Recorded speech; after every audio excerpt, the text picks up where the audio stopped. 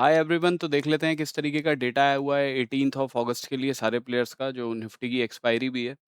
सबसे पहले देखिए रिटेलर्स का डेटा देखते हैं, तो यहाँ पे हमें क्या दिखाई दे रहा है कि ज़्यादा कुछ चेंज है नहीं पिछले दिन से, अगर आप कंपेयर कर कोई देखोगे। किया क्या है इन्होंने, 3,33,000 कॉन्ट्रैक्ट्स पुट शॉर्ट के बनाए हैं। पुट बाइंग करी है 2,80,000 कॉन्ट्रैक्ट्स की, तो ओवरऑल पुट राइटिंग में है। कॉल शॉर्ट करे हैं 3,34,000 कॉन्ट्रैक्ट्स, और उसके अगेंस्ट में कॉल बाइंग करी है 2,97,000 कॉन्ट्रैक्ट्स की, तो ओवरऑल कॉल भी राइट करके जा रहे हैं। तो कॉल राइट और पुट राइट के अंदर बैठे हुए हैं, और पुट राइटिंग थोड़ी-सी ज़्यादा है as compare to call writing, इसलिए डेटा स्लाइटली आपको बुलिश होता हुआ ये दिखाई दे रहा है। तो इनकी एक्सपेक्टेशन तो यही है कि मार्केट साइडवेज रेंज के अंदर रहेगा, या साइडवेज से स्लाइटली बुलिश हो सकता है, बिकॉज़ फ्यूचर्स के अंदर इन्होंने लॉन्ग साइड के कॉन्ट्रैक्ट्स ऐड किए हैं 4,000, और शॉर्ट साइड के 894 कॉन्ट्रैक्ट्स क्लोज़ किए हैं। इसके बाद डीआईआईज़ का डेटा देखते हैं, तो इक्विटी में आज इन्होंने 4,800 करोड़ की बाइंग करी है। फ्यूचर्स में 15 कॉन्ट्रैक्ट्स लॉन्ग साइड के क्लोज़ किए हैं, शॉर्ट साइड के 264 कॉन्ट्रैक्ट्स क्लोज़ किए हैं। एफआईआईज़ ने आज इक्विटी में 2,660 करोड़ के आसपास की सेलिंग करी है। प्लस इनका डेटा देखेंगे तो स्लाइटली बुलिश हो रहा है पिछले दिन से, ऑल्दो नेट बेसिस पे तो बियरिश ही है डेटा। फ्यूचर्स में बियरिशनेस थोड़ी-सी और बढ़ी है, बिकॉज़ फ्यूचर्स में इन्होंने 238 कॉन्ट्रैक्ट्स लॉन्ग साइड के क्लोज़ किए हैं, शॉर्ट साइड के 4,600 कॉन्ट्रैक्ट्स ऐड किए हैं। ऑप्शंस के अंदर 39,000 कॉन्ट्रैक्ट्स पुट शॉर्ट के बनाए हैं, उसके अगेंस्ट में पुट बाइंग थोड़ी-सी ज़्यादा है, 44,000 कॉन्ट्रैक्ट्स की, ऑलमोस्ट 45,000 कॉन्ट्रैक्ट्स की, तो स्लाइटली पुट बाइंग है। प्लस कॉल शॉर्ट करे हैं 20,000 कॉन्ट्रैक्ट्स, और उसके अगेंस्ट में कॉल बाइंग करी है 68,000 कॉन्ट्रैक्ट्स की, ठीक है? तो कॉल बाइंग ज़्यादा करी है इन्होंने। ये इसीलिए आपको डेटा ओवरऑल जो है पिछले दिन से वो थोड़ा-सा बुलिश दिखाई दे रहा है।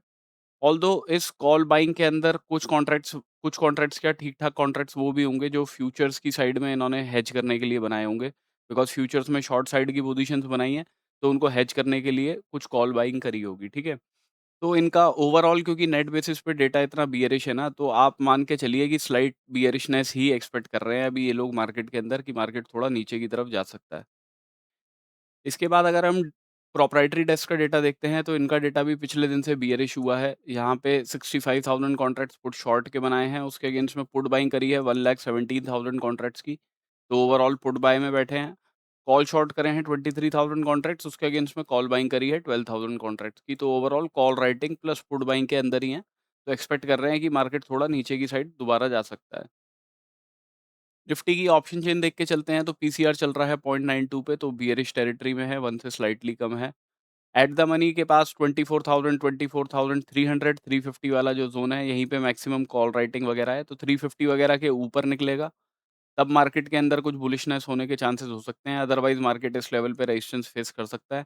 इन द मनी के अंदर 24,100, 24,150 के आसपास में भी हमें कॉल राइटिंग होती हुई दिखाई दे रही है। तो इस इन पोज़ीशंस को आप कल देखते रहिएगा कि यहाँ पे चेंज इन ओआई अगर बढ़ रहा होगा, तो मार्केट जाएगा नीचे की तरफ, अदरवाइज़ मार्केट होल्ड कर जाएगा। ठीक है? नीचे नहीं जाएगा अगर चेंज इन हुआ ही नेगेटिव हो रहा होगा। इन द मनी के अंदर पुट राइटर्स ने अपनी पोज़ीशंस क्लोज़ करी हैं, ठीक है? तो मेन वही है कि 250 के आसपास हमें मैक्सिमम पोज़ीशंस बनती हुई दिख रही हैं पुट राइटर्स की। 250 के नीचे निकला मार्केट, तो फिर वो 150 के आसपास तक जाने की कोशिश करेगा, इसका ध्यान रखिएगा। ऑल्दो 250 पे सपोर्ट है, या तो मार्केट बहुत छोटी रेंज में रह जाएगा, ये 250, 225 से लेके आपका 350, 100 पॉइंट की रेंज जो है। अदरवाइज़ ये रेंज टूटती है, तो एक आपको 100, 150 पॉइंट का मूव नीचे की साइड का मिल सकता है। ऊपर की साइड में 350 के ऊपर क्लोज़ करेगा, तभी कोई बुलिश पोज़ीशंस का देखेंगे, कि उस केस में फिर ये जो शॉर्ट साइड पे पोज़ीशंस बना के बैठे हैं कॉल राइटर्स वगैरह, ये अपनी पोज़ीशंस क्लोज़ करेंगे, तो शॉर्ट कवरिंग से आपको एक मूव अपसाइड का दे सकते हैं। अभी अगर हम चार्ट्स पे देख लेते हैं, तो सबसे पहले निफ्टी डिस्कस कर लेते हैं। निफ्टी के अंदर मैंने आपको बोला था कि अगर मार्केट फ्लैट खुलता है या छोटा-मोटा गैप डाउन करके खुलता है, तो हम बियरिश साइड का ही देखेंगे, बिकॉज़ बुलिश पोज़ीशंस हमें इस लेवल के ऊपर ही देखनी है। और इसके नीचे अगर मार्केट निकलेगा 320, 325 वाले लेवल के नीचे, तो हम शॉर्टिंग के लिए देखेंगे। टारगेट मैंने आपको 24,251 के बताए थे, तो एक अच्छा खासा मूव मिला होगा आज के दिन आपको। अभी अगर हम कल के लिए देख लेते हैं, तो देखिए कल के लिए भी मार्केट ने ना यहाँ पे एक डबल टॉप काइंड ऑफ बनाया है। ये लास्ट कैंडल को तो हम छोड़ देते हैं अभी, बिकॉज़ ये कैश की वजह से ये कैंडल्स बड़ी ऊपर-नीचे हो जाती हैं। तो आप इसको छोड़ दीजिए, बट इस लेवल के ऊपर, ठीक है? जब तक मार्केट नहीं निकलता, 360 का लेवल है ये, 360 के आसपास का लेवल है, तो आप मान के चलिए 370 वगैरह के ऊपर अगर क्लोजिंग आएगी, तभी हम बाइंग के लिए देखेंगे। पहले टारगेट 24,415 के रखेंगे, मैक्सिमम क्वांटिटी यहीं बुक करनी है, अगर इसके भी ऊपर निकलता है तो एक रिट्रेसमेंट के बाद में फिर हम बाइंग के लिए देखेंगे, क्योंकि फिर तो शॉर्ट कवरिंग का मूव आने के चांसेस रहेंगे ऊपर की साइड में। अगर मार्केट कुछ छोटा-मोटा गैप डाउन करके खुल जाता है यहाँ कहीं पे, अभी इस कैंडल को ना आप अपने दिमाग से निकालने की कोशिश कीजिएगा, यहीं तक मान के चलिए कि एक ये ग्रीन कैंडल बनी है जिसने रिजेक्शन लिया है, ठीक है? तो अगर मार्केट कोई छोटा-मोटा गैप डाउन करके खुलता है, तो उस केस में भी हम इस पॉइंट का एसएल लगा के शॉर्टिंग के लिए ही देखेंगे। पहले टारगेट 24,251 के ही रहेंगे अपने, मैक्सिमम क्वांटिटी यहीं बुक करेंगे। देखिए, अगर इस लो के नीचे निकलता है, जो आज का लो है, इस लो के नीचे निकलेगा मार्केट, तब हम शॉर्टिंग के लिए देखेंगे एक रिट्रेसमेंट के बाद में, टारगेट अपने 24,136 के रहेंगे। तो बुलिशनेस जो है वो हमें 370 वगैरह के ऊपर ही देखनी है, अदरवाइज़ अगर मार्केट इस लेवल के ऊपर भी जाता है और यहाँ से रिजेक्शन ले लेता है, तो भी हम शॉर्टिंग के लिए ही देखेंगे। पहले टारगेट्स अपने 24,287 के रखेंगे और दूसरे टारगेट उस केस में 24,226 के रहेंगे। मैक्सिमम क्वांटिटी आपको अपने पहले टारगेट पे ही बुक करनी है, ठीक है? और जो बिल्कुल ही कम लॉट में काम करते हैं, तो उनके लिए तो जो पहला लेवल होता है, वो ही टारगेट होता है। सेंसेक्स डिस्कस कर लेते हैं, तो सेंसेक्स के अंदर भी सेम वही निफ्टी की तरह ही मैंने आपको बोला था, इस लेवल के नीचे क्लोजिंग आएगी, शॉर्टिंग के लिए देखेंगे, टारगेट 77,526 के रखेंगे अपने, ठीक है? तो अच्छा मूव मिला होगा इसके अंदर भी, बिकॉज़ सेंसेक्स बिल्कुल ऑलमोस्ट सिमिलर काम करता है जैसा निफ्टी चलता है, तो ज़्यादा कुछ चेंज होता नहीं है इसके अंदर। 77 अब कल के लिए अगर देख लेते हैं, तो 77,931 या 950 का लेवल आप मान के चलिए कि इसके ऊपर क्लोजिंग आएगी, तब हम बाइंग के लिए देखेंगे। टारगेट अपने इन्हीं वाले लेवल्स के रख लेते हैं। ये लेवल है 78,122 का, ठीक है? अगर इस लेवल के ऊपर क्लोजिंग आएगी तब बाइंग के लिए देखेंगे। अगर मार्केट इस लेवल से रिजेक्शन ले लेता है, ऊपर जाता है, क्लोजिंग नहीं देता, विक बना के नीचे आ जाता है, तो हम शॉर्टिंग के लिए ही देखेंगे उस केस में। आइडियली तो टारगेट देखिए स्विंग तक के होने चाहिए, पहली स्विंग जो है, बट ये कुछ भी नहीं होगा, पता लगा इतनी बड़ी कैंडल बन गई, तो यहाँ तो कोई अपॉर्च्युनिटी बन नहीं पाएगी। तो उस केस में थोड़ा रिस्क लेके टारगेट जो है हम थोड़े नीचे के रखेंगे, 77,600 के आसपास के। ठीक है, फ्लैट खुलता है या छोटा-मोटा गैप डाउन करके भी खुलता है, तो उस केस में इस पॉइंट का एसएल रख के शॉर्टिंग के लिए ही देखेंगे। 77,600 के पहले टारगेट, मैक्सिमम क्वांटिटी यहीं बुक करेंगे। इन लेवल्स के भी नीचे निकल जाता है मार्केट, तो नेक्स्ट टारगेट आपका 77,334 का रहेगा।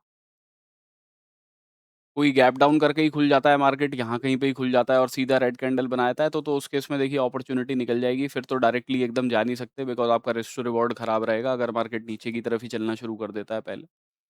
तो सिंपल है, बुलिशनेस जो है वो इस लेवल के ऊपर देखनी है।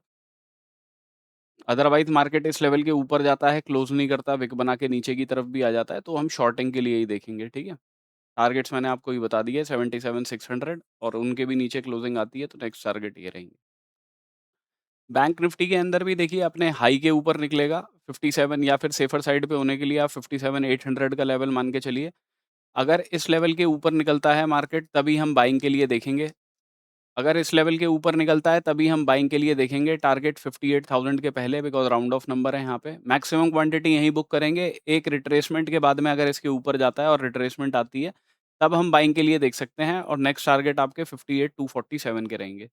अदरवाइज़ मार्केट जब तक इस लेवल के ऊपर क्लोज़ नहीं करता, है ना? या 57,800 के ऊपर, तब तक हमें बुलिशनेस नहीं देखनी है। ऊपर जाता है, विक बना के नीचे की तरफ ही आ जाता है, तो हम शॉर्टिंग के लिए ही देखेंगे। पहले टारगेट 57,497 के, ऑलमोस्ट 57,500 के, और इसके नीचे का लेवल जो है वो यही रहेगा, 57,159 का। अगर मार्केट खुलता ही गैप डाउन है समहाउ, ठीक है? यहाँ कहीं पे खुल जाता है गैप डाउन और नीचे की तरफ ही चलने लगता है पहले, तो अगर अपने लोज़ के नीचे क्लोज़ करता है, इन वाले के नीचे, 57,120 के नीचे, तब हमारे टारगेट जो हैं वो 56,939 के रहेंगे। ठीक है? तो ज़्यादा कोई पॉइंट्स नहीं है, तो आप अपना रिस्क टू रिवॉर्ड ज़रूर देखिएगा कि अगर इतनी बड़ी कोई कैंडल बन गई हो, तो फिर इस अपॉर्च्युनिटी के लिए मत जाइएगा, क्योंकि आपका 1:1 का रिस्क टू रिवॉर्ड भी नहीं बनेगा उस केस में। ठीक है? तो सिंपल है, 57,800 के ऊपर ही अगर क्लोजिंग आती है तभी बाइंग के लिए देखना है। अदरवाइज़ अगर रिजेक्शन ले लेता है ऊपर कहीं से या फ्लैट खुल के या छोटा-मोटा गैप डाउन खुल के, तो हम शॉर्टिंग की साइड का ही देखेंगे।